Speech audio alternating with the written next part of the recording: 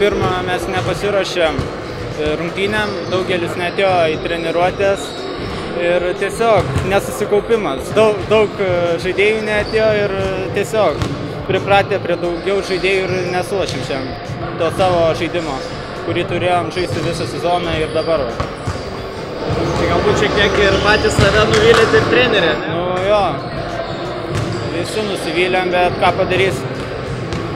Reikia išmokti ir pralaimėti. Prieš rungtynės turbūt buvo mintis tik apie pergalę, taip?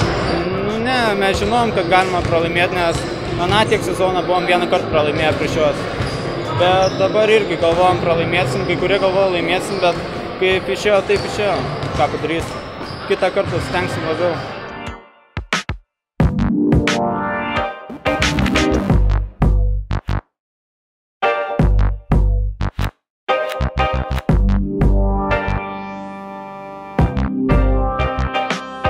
Turėjom didesnį tą ugnelę, kaip treneris mūsų sako.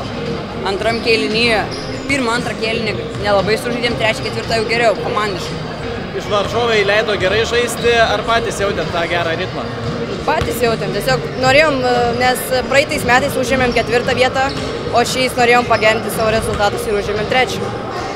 Kaip vertintų visą sezoną? Bronzos medalį geras pasiekimas?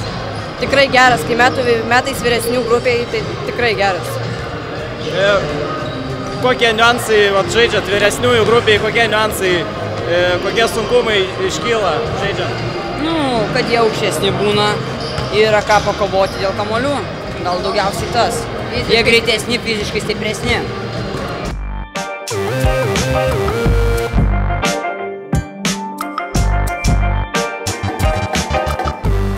Buvo planas atsitverti žaidėjus, bet neįveikėm planą.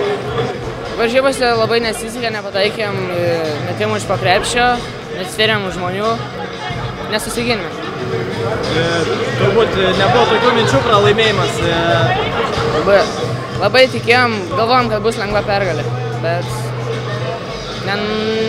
nenusitikėme. Kaip patį sezoną vertintum Lietuvoje? Sezonas šiaip nelabai buvo prastas.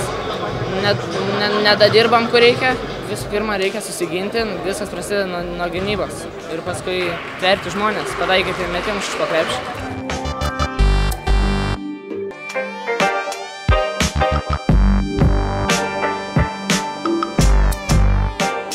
Pirmoji pusėje nelabai aktyviai gynėmės, po to biškį pakeitėm gynybą. Suaktyvinom ją, pavyko sužaisti gerą trečią kėlinį, saugom persvarą ir dėka ko laimėjom rungtynes. Bet tikėjotės tokio slapno varžovų žaidimo?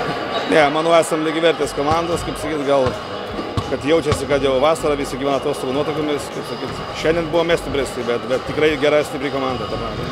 O šiemet tai įvykdėm pagrindinį planą ir kitais metais startuosim pirmam divizione ir stengsimės pasiekti kiek galima aukštesnę vietą.